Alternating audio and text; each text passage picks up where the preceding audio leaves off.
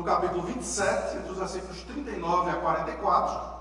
Depois a gente vai ver, chegaram na ilha, que era a ilha de Malta, entre os versículos 1 a 6, a gente vai ver uma história interessante, onde os bárbaros recebem os náufragos ali, 276, nenhum se perdeu, segundo a profecia do apóstolo Paulo, e eles foram tratados como singular de humanidade. E é interessante que eles fizeram uma fogueira, e algo extremamente estranho acontece. Uma cobra, uma venenosa, uma naja, uma serpente terrível, pica o apóstolo Paulo, e todo mundo diz que ele vai morrer.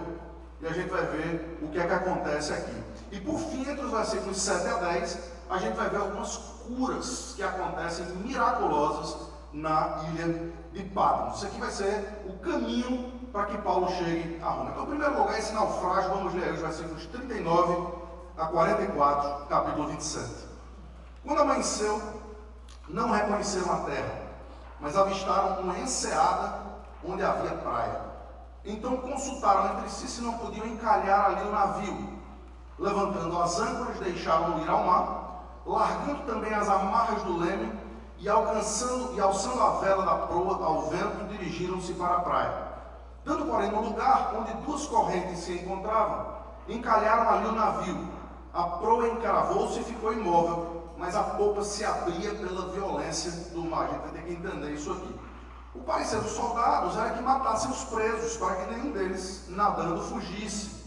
Mas o centurião, querendo salvar a Paulo, impediu-os de o fazer, e ordenou que os que soubessem nadar fossem os primeiros a lançar-se ao mar e alcançar a terra. Quanto aos demais, que se salvassem, uns em tábuas, outros em destroços do navio, e foi assim que todos se salvaram em terra. Então, domingo passado a gente começou a ver esse naufrágio. A gente começou a ver que por 14 dias o navio bateu de um lado para o outro, temporal de vento, o Aquilão, né, foi terrível, pegou eles de surpresa, né, diferentemente de hoje, onde a gente tem um aviso de furacão aí para essa semana. Acho que vai precisar do outro microfone. Onde tem o aviso de furacão para essa semana, mas lá não tinha esse aviso. Então o vento, o tufão, os pegou de surpresa, e tendo pego eles de surpresa, arremeteu de tal forma que depois de 14 dias, sem ver estrela, sem ver sol, apenas com tempestade, o texto diz que desesperaram-se completamente de qualquer possibilidade, de qualquer esperança de salvação. E foi aí que o apóstolo Paulo entrou em cena.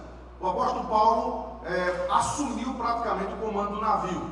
Ele disse: olha, ninguém vai se perder. O Senhor falou comigo, e se todos permanecerem juntos, nós nos safaremos dessa turba, dessa confusão aqui. E de uma forma extraordinária, ele inclusive incentivou eles. Obrigado, David. Inclusive incentivou eles a comerem, dizendo: olha, vocês vão precisar se alimentar. E houve um culto no navio. Onde Paulo partiu o pão, deu graças pelo pão e distribuiu entre aqueles que estavam ali. A gente percebe também que, muito embora tendo sido salvos pelo Espírito Santo, aqueles homens ainda estavam em transformação, não é? A atitude dos soldados aqui foi uma atitude extremamente natural. Eles sabiam que teriam que pagar o preço caso algum preso fugisse. Eles eram responsáveis pelo preso. E ali eram muitos presos dignos de morte, sentenciados à morte. Portanto, o fato deles quererem matá-los fazia parte do processo. Mas a descrição aqui do local onde aquele navio encalhou aponta para o nordeste da ilha de Malta. Alguns aqui talvez já tenham passado pela região. E se for na ilha de Malta, no nordeste da ilha, tem uma praia, uma enseada chamada Enseada ou Baía de São Paulo. E o nome foi dado precisamente porque é o local muito provável onde houve esse naufrágio, onde esse navio encalhou ali. E é muito interessante que o encalhe do navio foi num lugar perigoso. Se você tem filho e leva seus filhos na praia, você sabe que às vezes uma calmaria, né, na praia não significa que não há correntes embaixo da praia que possam embaixo do mar que possam levar as crianças, possam levar até adultos. Muitas vezes acontece, tem lugares que são perigosos. E esse lugar aqui era precisamente um local onde havia uma calmaria. Quando o navio encalhou ali, uma parte ficou imóvel, completamente imóvel, mas a popa do navio, a parte de trás do navio ficou aberta e batendo, sem que eles pudessem perceber, mas havia, o Lucas coloca aqui, duas correntes que se encontravam. Portanto, o local era propício para a morte, era propício para que eles se perdessem, para que eles se afogassem. Mesmo assim, o texto vai adiante para dizer que todos se salvaram. Independentemente das circunstâncias e dos locais, a palavra do Senhor na vida de Paulo fez com que todos aqueles homens fossem salvos ali.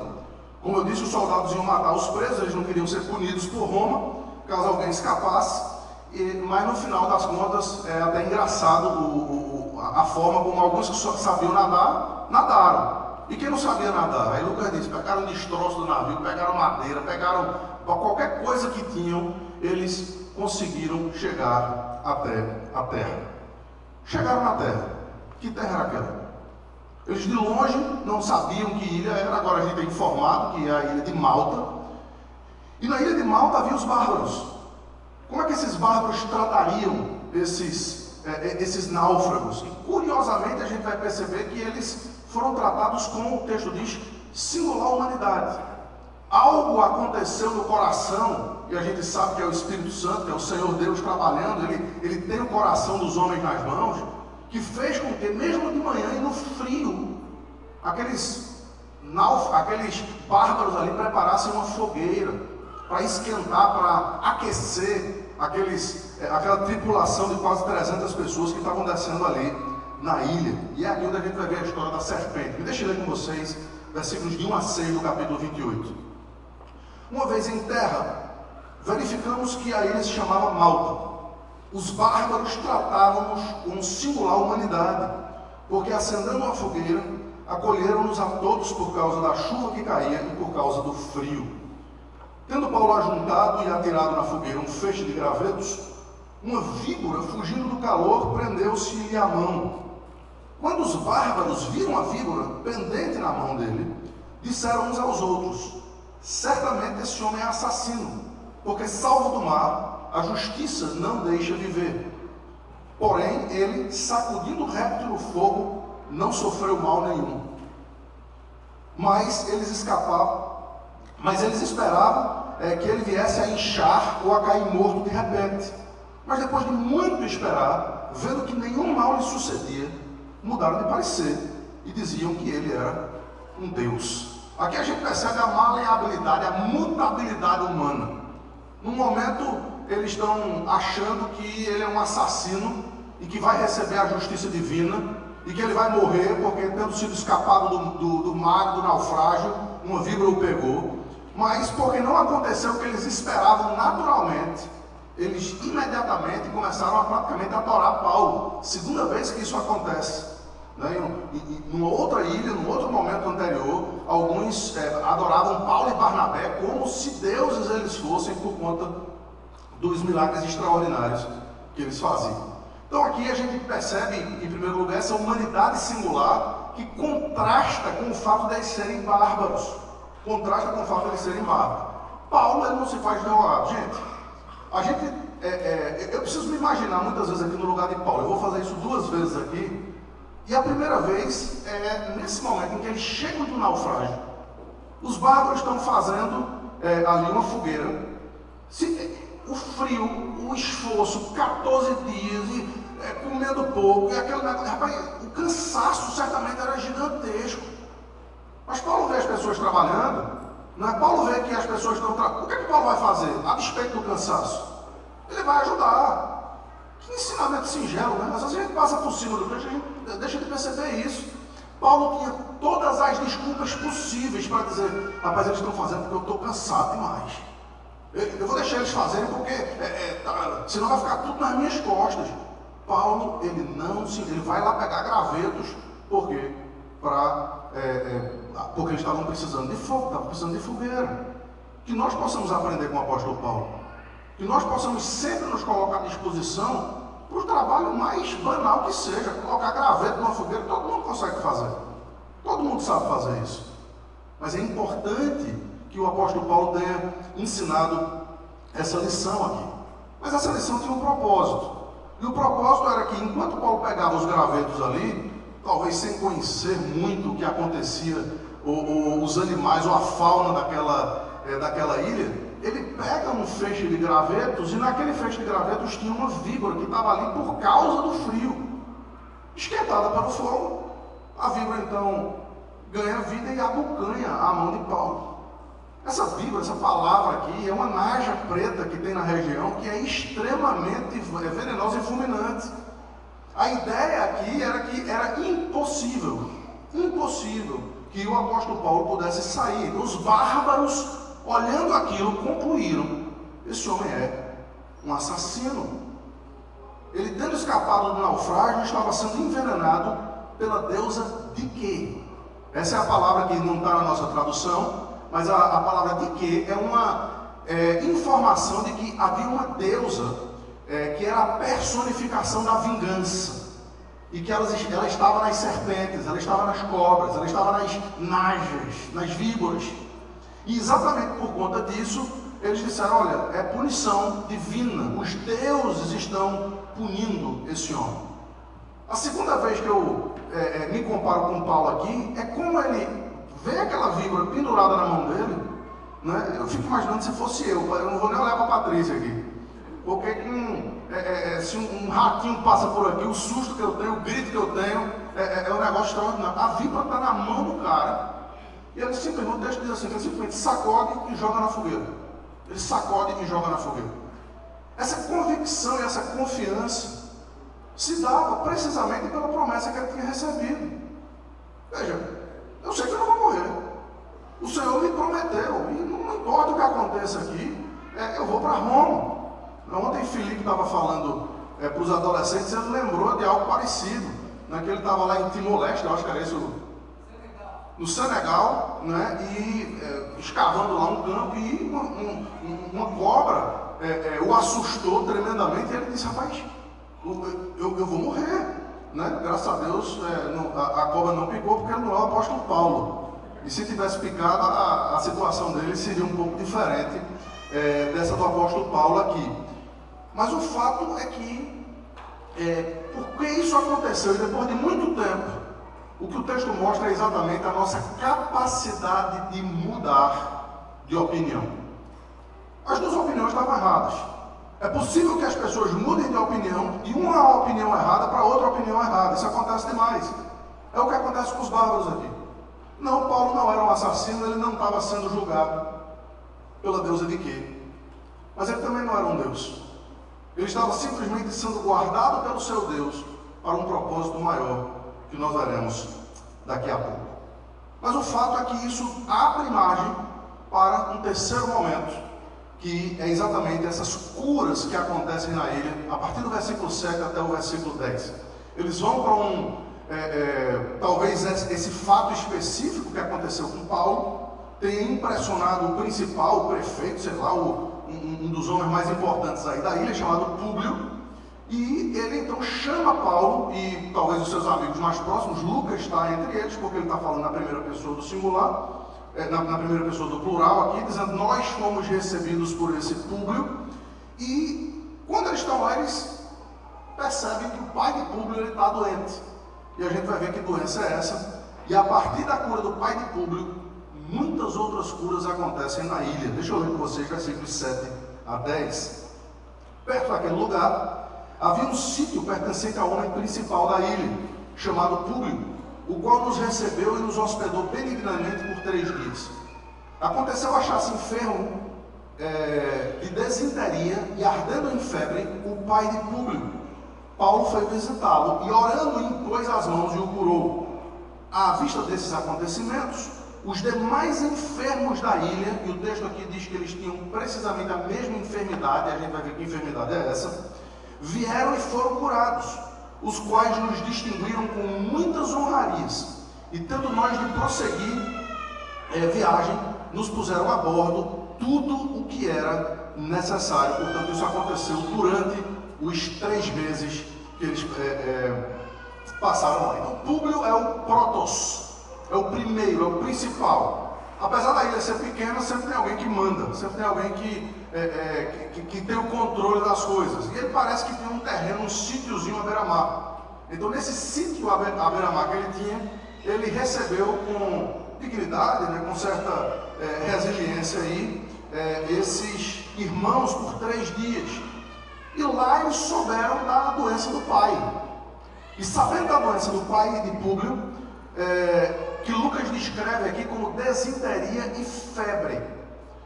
E o que existia naquele tempo lá era a chamada febre de Malta. Febre de Malta, era conhecida. E muitas vezes essa febre durava 4 meses, quando pouco. Em alguns casos até 2 anos. 2 anos. E muitas vezes as pessoas iam a óbito por causa dessa febre maltesa. Em 1880 e pouco, foi descoberto um micro-organismo, né, no leite das cabras maltesas, né, e a partir daí se desenvolveu uma vacina, ou seja, quase 1900 anos depois desse acontecimento aqui, eles descobriram que aquela febre que sempre dava nas ilhas de Malta era por conta desse leite específico das cabras maltesas. Mas, enquanto aquela doença demorasse muito, o texto diz que Paulo foi lá e curou imediatamente. Não teve muita dificuldade de fazê-lo. Ele, pela sua autoridade apostólica, ele cura aquele homem. A notícia se espalha, né? Imagina, todo mundo tem medo de pegar aquela doença. Ninguém sabia o que dava a doença.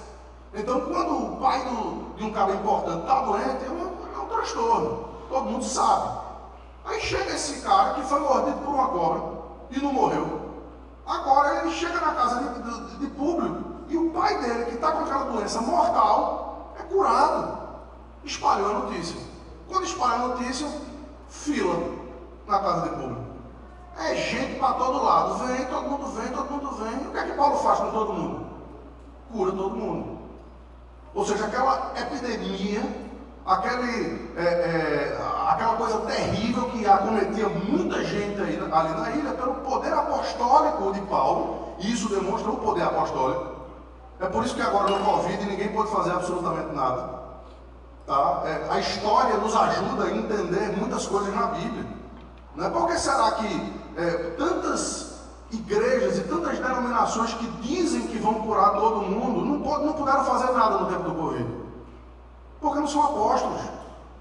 Porque não tem o poder do apóstolo Paulo, do apóstolo Pedro, que colocava, ainda aqui no livro de Atos, as pessoas assentadas nas calçadas para que a sua sombra fosse projetada sobre eles, e todos eram curados. Todos eram curados. Foi exatamente isso que aconteceu aqui na ilha de Malta. Todos foram curados. E de uma forma extraordinária. Isso abre o caminho para que a gente finalmente chegue em Roma. Isso vai acontecer nos versículos 11 a 16, que eu queria que você acompanhasse aí na sua Bíblia. Ao cabo de 3 meses, embarcamos no navio alexandrino, que invernava na ilha, e tinha por emblema Dióscuros. Tocando em Siracusa, ficamos ali 3 dias, onde bordejando, essa palavra aqui é interessante, é literalmente andar em zigue-zague, né? Havia muitas pedras ali entre uma ilha e outra, então o barco teve que bordejar dessa forma. Chegamos a Régio, e no dia seguinte, tendo soprado o vento sul, em 2 dias chegamos a Putéoli, onde achamos alguns irmãos que nos rogavam ficássemos com ele por 7 dias. E foi assim que nos dirigimos a Roma. Uma frase tão simples, tão singela, mas que coroa toda a história do apóstolo Paulo até esse momento em que finalmente ele chega em Roma. Tendo ali os irmãos ouvido notícias nossas, vieram ao nosso encontro até a Praça de Ápio e às 3 vendas. Vendo-os Paulo, e dando por isso graças a Deus, sentiu-se mais animado, uma vez que em Roma foi permitido a Paulo morar por sua própria conta, tendo em sua companhia o soldado que o guardava. Então eles passaram o inverno na ilha, 3 meses, mais precisamente de novembro do ano 59 até fevereiro do ano 60, história sendo contada aqui. Depois outro navio egípcio, outro navio alexandrino. O primeiro, os destroços já estavam lá para que ninguém tivesse confiança em carros ou em cavalos ou em navios, mas apenas no Deus provedor. Mas esse navio tinha uma figura esculpida. Muita gente passa por cima disso aqui. Mas a figura esculpida no navio era Dioscoroi, no grego, ou os deuses gêmeos, que na mitologia grego-romana eram filhos gêmeos, ou de Júpiter ou de Zeus, dependendo se fosse grego ou se fosse romano, e eles eram os deuses da navegação, os padroeiros dos navegantes. Então, essa era a ideia de proteção, por assim dizer, que havia naquele navio. E Lucas descreve essa última parte de sua viagem para Roma em 3 eventos no mar e, finalmente, um evento por terra. A gente já leu aqui, primeiro eles navegaram de Malta para o nordeste da ilha, para Siracusa, a capital da Sicília, onde ficaram por 3 dias ali no versículo 12. Depois eles navegaram mais para o norte, em Régio, dando lá no dedinho da Itália. Se você olhar o mapa, eles finalmente chegaram ali na Itália, na parte do dedinho ali, e eles foram bordeando. Depois, no dia seguinte, eles continuaram navegando, e o progresso foi tão excelente que em 2 dias eles viajam cerca de 320 quilômetros até Puteoli, no Golfo de Nápoles, onde eles passam ali, eles são permitidos que passar uma semana com os irmãos que vieram ver. Durante essa semana, chega a notícia em Roma, parece que Paulo está ali perto, na região de Nápoles, né? E então, algumas comitivas de Roma vêm e encontram ele em 2 lugares distintos. Um em Três Vendas, 55 quilômetros de Roma, e o outro 70 quilômetros de Roma, numa cidade chamada Praça de Ápio. Então, o pessoal vem de Roma e aquilo anima Paulo. Aquilo diz, caramba, Paulo finalmente, deve ter sido emocionante para ele ver aqueles irmãos que ele não conhecia. Ele queria chegar lá. Ele tinha escrito, sem dúvida alguma, a sua obra-prima. A carta aos Romanos é, sem dúvida, a carta mais teológica, mais prática e mais ética do apóstolo Paulo. Então, ele escreveu para aqueles irmãos e agora ele estava podendo vê-los face a face. Por isso, ele dá graças a Deus. E o texto, Lucas afirma aqui que ele se sentiu mais animado. E Paulo, aqui no versículo 16, recebe o que é chamado de custódia militares, que permitia ele viver na sua própria casa, muito embora ele tivesse que viver algemado a um soldado dia e noite sem parar. E eu fico imaginando, e o texto, algumas cartas vão dizer isso depois, que aqueles homens eram alvo da sua pregação. Né? Alguns da guarda pretoriana, diz o apóstolo Paulo, tiveram que conhecer o evangelho, porque era como se um surfista, né, fosse algemado num tubarão. O tubarão ia dizer, opa, é aqui mesmo, né? Paulo era o tubarão e o surfista estava ali dando sopa. Paulo falava acerca de Cristo. Paulo recebia as pessoas e, de uma forma muito tranquila, ele aplicava a obra de Cristo na vida das pessoas. Aqueles soldados estavam ali ouvindo e muitos foram levados a Cristo, muitos foram convertidos ao Senhor. E aqui, queridos, a gente chega no final do livro, onde a gente traz as nossas aplicações e uma conclusão no final das contas. A primeira coisa é que em toda a história do livro de Atos, e a gente vai perceber isso aqui acontecendo mais uma vez, há aqueles que ouvem a palavra do Senhor e imediatamente rejeitam. Os judeus fizeram isso muitas vezes, vão fazer aqui novamente, mas mesmo em lugares gentios, lá em Atenas, quando Paulo pregou em Atenas, certamente o seu sermão que eu mais gosto, eu amo aquele sermão de Paulo em Atenas, a reação foi a mesma. Alguns disseram, olha, sobre isso nós te ouviremos outra vez, não deram a menor importância. Muitos rejeitaram de imediato, e alguns poucos ali se converteram a Cristo. E não é assim que acontece com a pregação do Evangelho. Não depende de quem quer ou de quem corre, mas de Deus usar a sua misericórdia. A nossa oração, queridos, é que através da simples pregação do Evangelho, o Evangelho possa quebrantar corações aqui, ainda nessa manhã.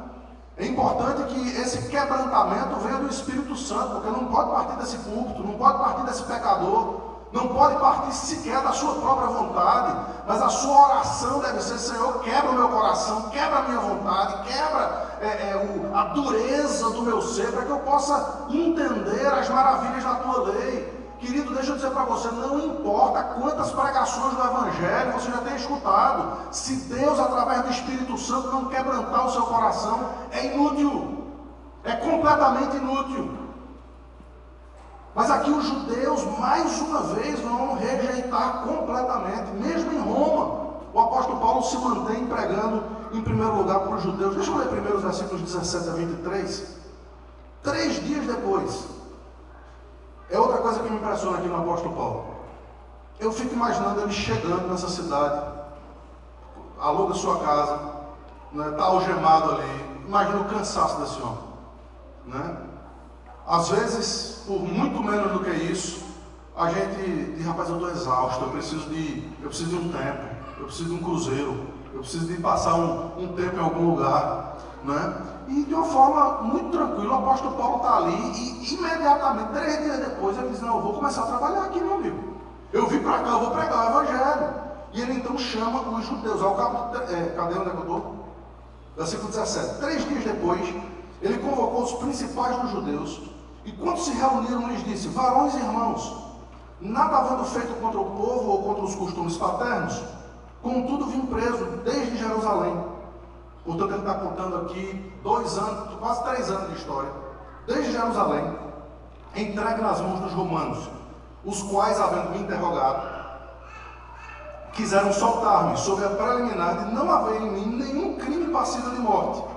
Diante da oposição dos judeus, senti-me compelido a apelar para César, não tendo eu, porém, nada de que me acusem de que me acusar a minha nação. Foi por isso que vos chamei, para vos ver e falar. Porque, preste atenção nisso aqui, é pela esperança de Israel que estou sendo preso com esta cadeia.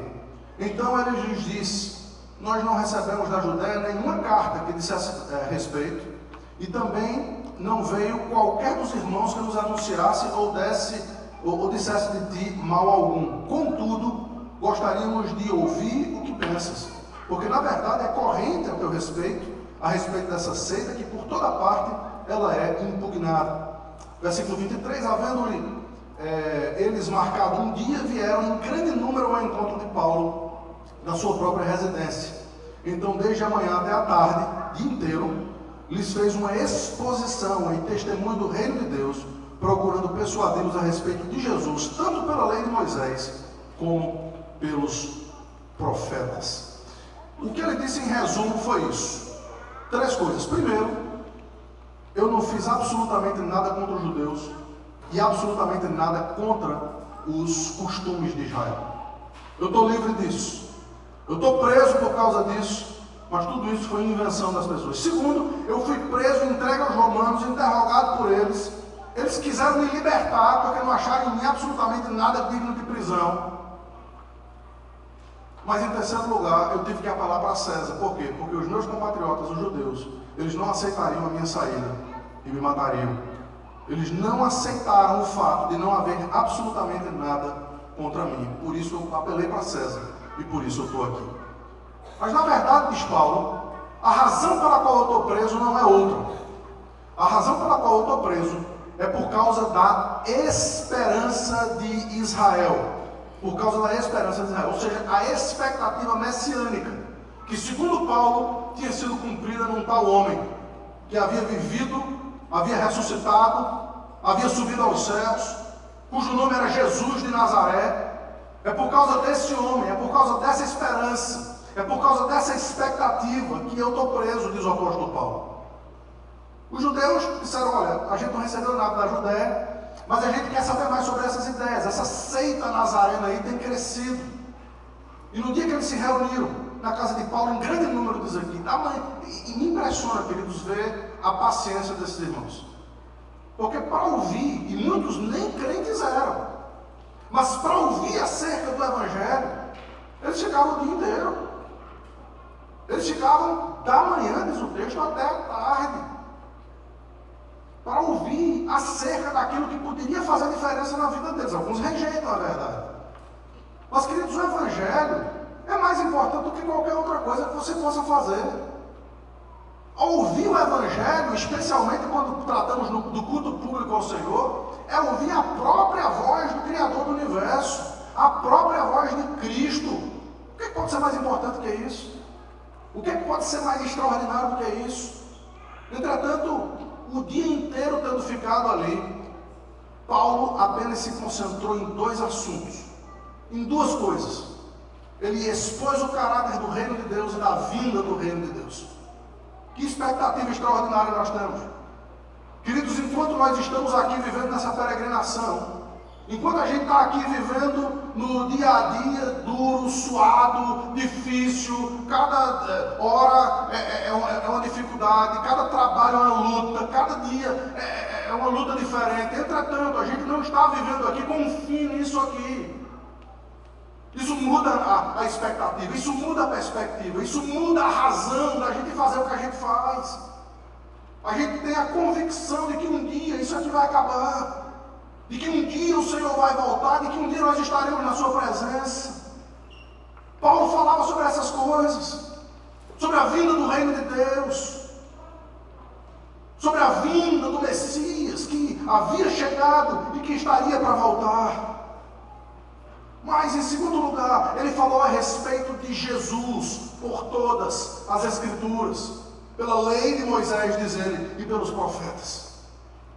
Queridos, qualquer pregação do Antigo Testamento, a gente está acabando o livro de Atos aqui, não sei quando a gente vai, a partir do próximo, mas talvez algum livro do Velho Testamento, para que a gente possa entender, ou alguma história do Velho Testamento, para que a gente possa entender que o Velho Testamento tinha um assunto. E que assunto era esse? Jesus, o Messias, aquele que vem, aquele que vai esmagar a cabeça da serpente, aquele que vai destruir o poder das trevas, aquele que vai derrotar completamente o efeito dos nossos pecados, aquele que vai enxugar lá no final da história dos nossos olhos toda lágrima, aquele que vai nos redimir de uma vez por todas por aquilo que ele fez na cruz do Calvário, aquele que tem o nome acima de todo nome, aquele que diante de quem todo joelho se dobrará e toda língua confessará que ele é o Senhor para a glória de Deus Pai. É sobre ele e sobre ele somente. Portanto, qualquer outra história, qualquer outra pregação, qualquer outra ideia deve ser rejeitada. Nós precisamos entender que a pregação da nossa mensagem, como Paulo diz aos Coríntios, é essa: Cristo crucificado. E apenas Cristo crucificado. Escândalo para os judeus, loucura para os gentios, mas para nós que cremos, poder de Deus e sabedoria de Deus. Mas alguns rejeitam.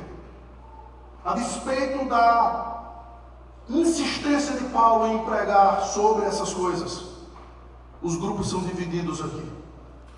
Mas a oferta do Evangelho continua sendo livre para todo aquele que tem os seus ouvidos abertos.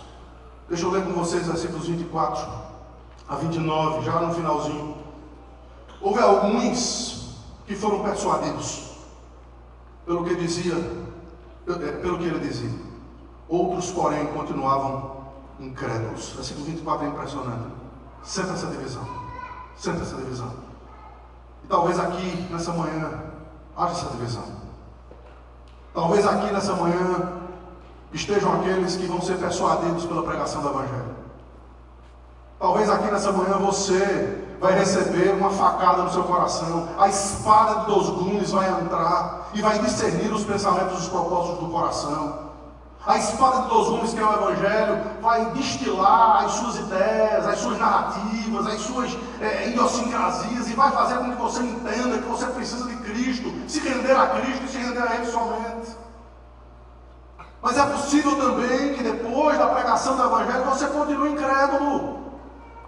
É possível também que você continue estando aqui, seja lá por que razão for.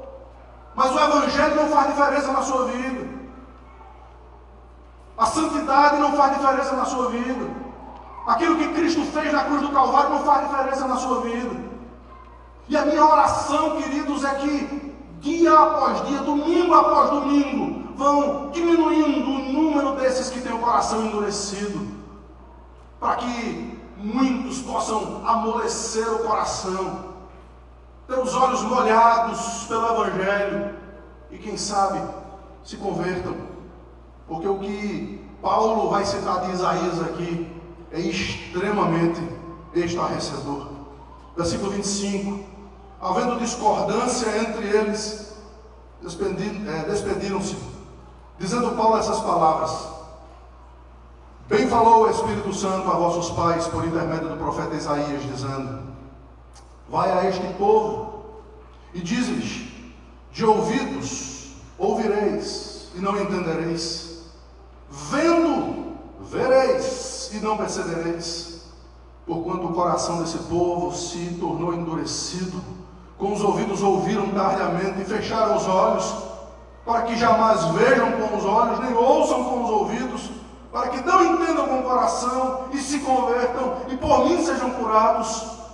Tomai, pois, conhecimento de que esta salvação de Deus foi enviada aos gentios, e eles a ouvirão. Ditas essas palavras, partiram os judeus, tendo entre si grande contenda. Dois grupos, como sempre, uns foram convertidos, outros se recusaram a crer. Mas, queridos, a aplicação e a ousadia do apóstolo Paulo em usar as palavras de Isaías aqui é impressionante. João já havia dito isso aos fariseus, Jesus já havia dito isso aos fariseus, mas agora com intrepidez o apóstolo Paulo diz as mesmas palavras. John Stott diz o seguinte: o texto separa ouvir e entender, ver e perceber. Todos vocês aqui estão ouvindo o Evangelho. A pergunta é: vocês estão entendendo o Evangelho? Todos aqui estão vendo a pregação do Evangelho. A pergunta é: vocês estão percebendo o que é a pregação do Evangelho e como isso se aplica na sua vida? É completamente distinto, queridos, de uma religião.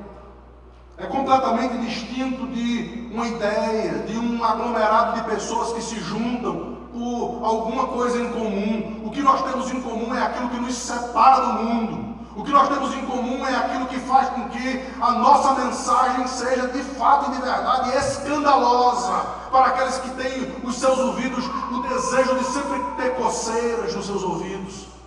O que nos faz diferentes aqui não é o fato de nós termos um lugar, de nós termos pessoas que vêm de lugares distintos. O que nos faz diferente aqui é o nome dele, aquele que nós não vemos, mas cremos, aquele que é invisível, mas real, aquele que é o Deus único, todo-poderoso. O texto separa essas coisas. Esse não entendimento, continua Stott, é a decisão de manter os corações duros, os ouvidos surdos, os olhos cegos.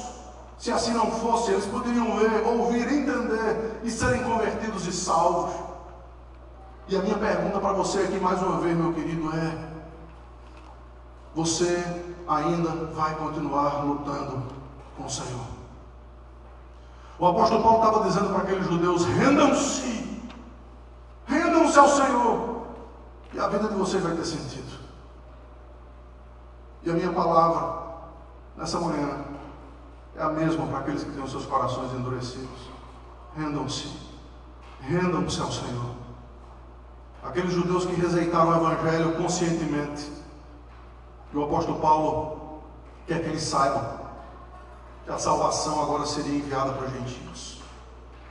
Tem muito crente, muito religioso, tem muita gente que pensa que apenas dentro dessas quatro paredes pode haver salvação.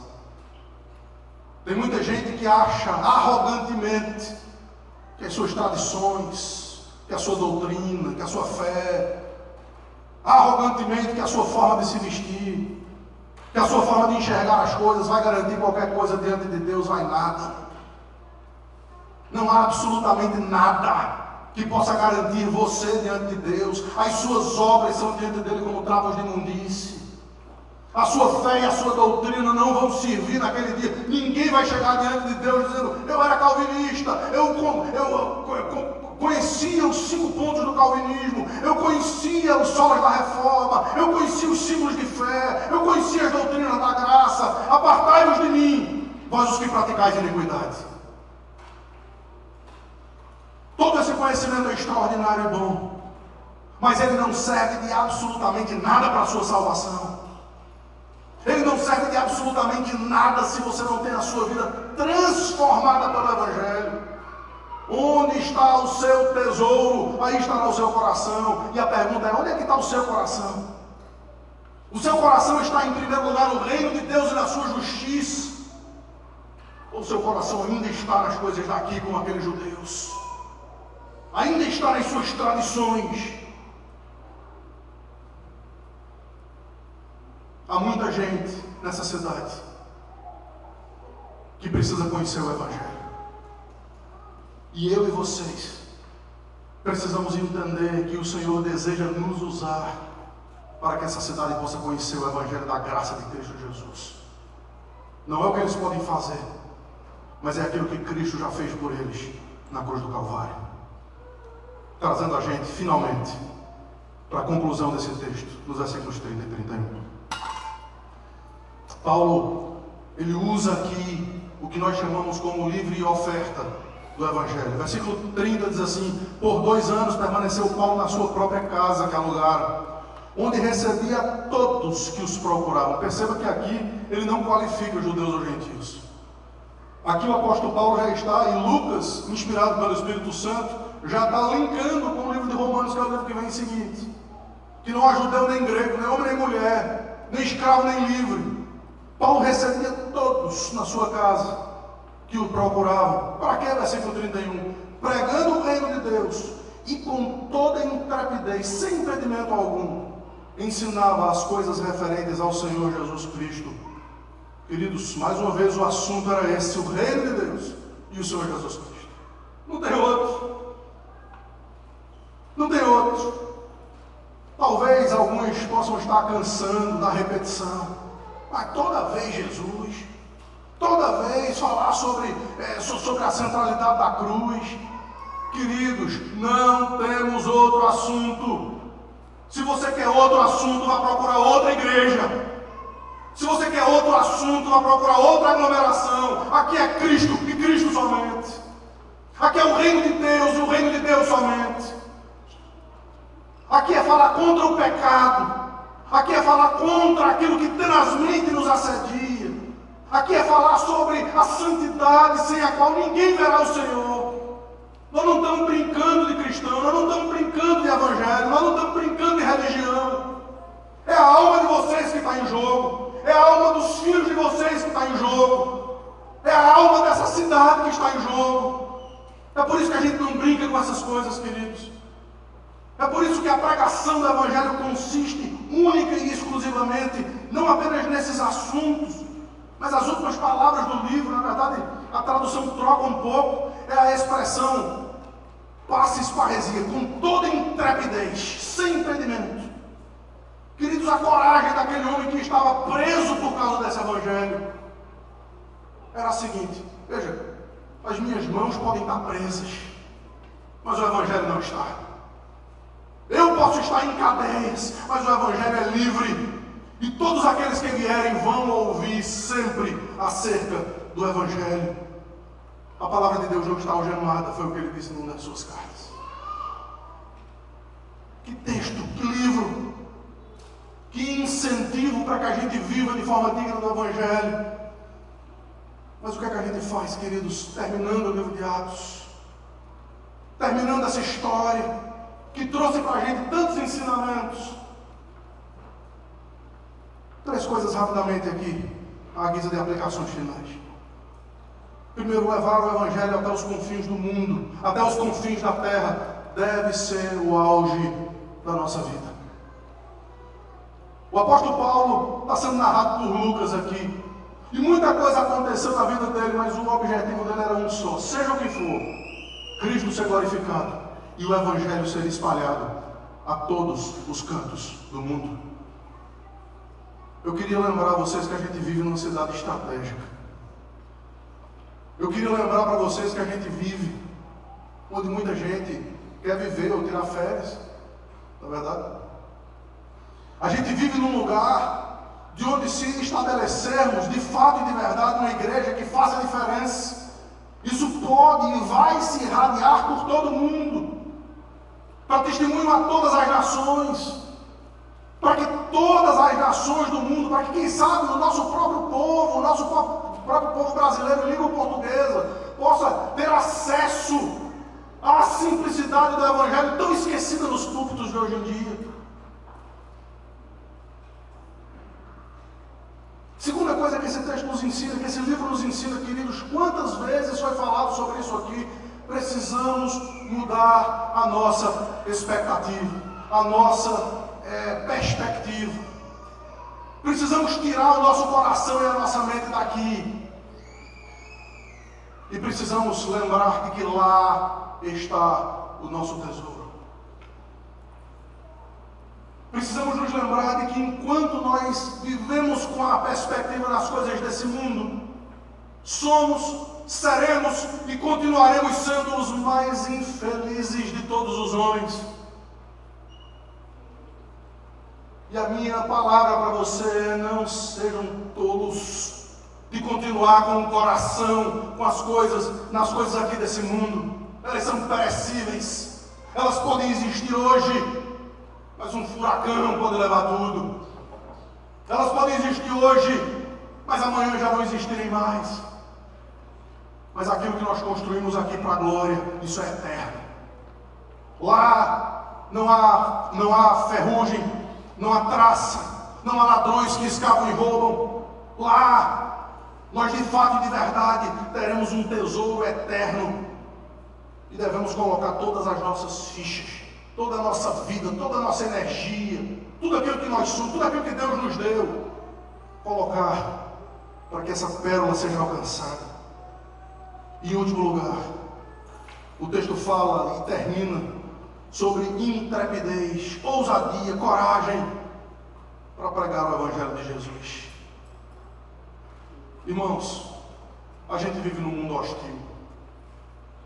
Se você vai para a escola, para a universidade, se você trabalha com pessoas que não conhecem a Jesus, se você liga a sua televisão ou vê a sua internet, você deve perceber a hostilidade com a qual o Evangelho é tratado. Muitos crentes hoje em dia têm se transformado em agentes secretos do cristianismo. O espiral do silêncio afetou a igreja. E hoje existe muito pouca coragem nos crentes de verdadeiramente demonstrarem a sua fé. Talvez você possa perder alguns amigos. Talvez, se você viver de forma digna do Evangelho de Cristo, Paulo diz a Timóteo que você vai sofrer perseguição. Talvez, se você literalmente viver o Evangelho nos seus mínimos detalhes, você vai até perder o seu emprego. Talvez você vai passar por momentos de tribulação terríveis aqui nesse mundo, mas, queridos, o que importa é que a nossa consciência esteja livre e limpa diante do nosso Deus Todo-Poderoso. O que importa é que a gente entenda que o contentamento com o Evangelho deve fazer com que a gente viva de fato essa simplicidade, dispostos a passar por qualquer tempestade, porque sabemos que no final das contas é Ele quem controla todas as coisas. E se Ele prometeu que Paulo chegaria em Roma, Paulo chegou em Roma. E a promessa para aqueles que creem em Jesus Cristo como Senhor e Salvador da sua vida não é que nós chegaremos em Roma, mas é que nós chegaremos na glória. E seja lá o que acontecer na sua vida, seja qual for o percalço, a tribulação, a dificuldade, a igreja de Roma, que agora está sendo influenciada pelo apóstolo Paulo, ouviu as seguintes palavras, ou leu as seguintes palavras quando ele escreveu: porque para mim tenho por certo de que os sofrimentos do tempo presente não podem ser comparados com a glória que vai ser revelada em nós.